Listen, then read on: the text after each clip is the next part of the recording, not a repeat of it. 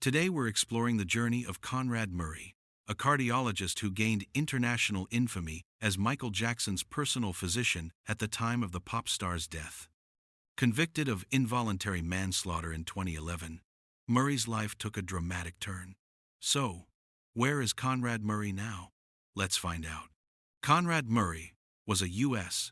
trained cardiologist with practices in Texas and Nevada before he was hired as Michael Jackson's personal physician for the planned This Is It concert tour in 2009.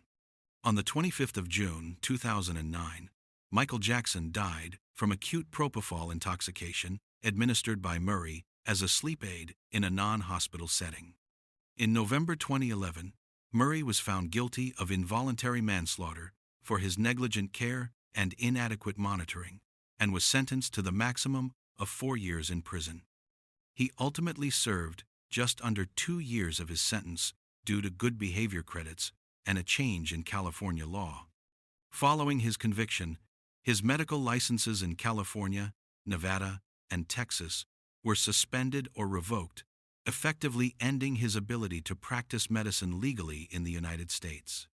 After his release from jail in October 2013, Murray sought to appeal his conviction and reinstate his medical licenses, though he was unsuccessful in the U.S.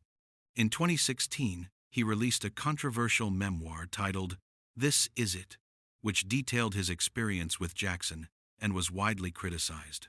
Unable to practice in the U.S., Murray returned to Trinidad and Tobago, his home country, where he was able to register and qualify as a medical doctor once more. He began practicing medicine there, though he faced pushback from local colleagues. Where is Conrad Murray now?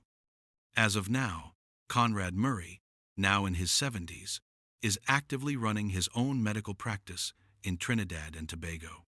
In May 2023, he opened his own clinic, the DCM Medical Institute, located in San Juan, a suburb of the capital.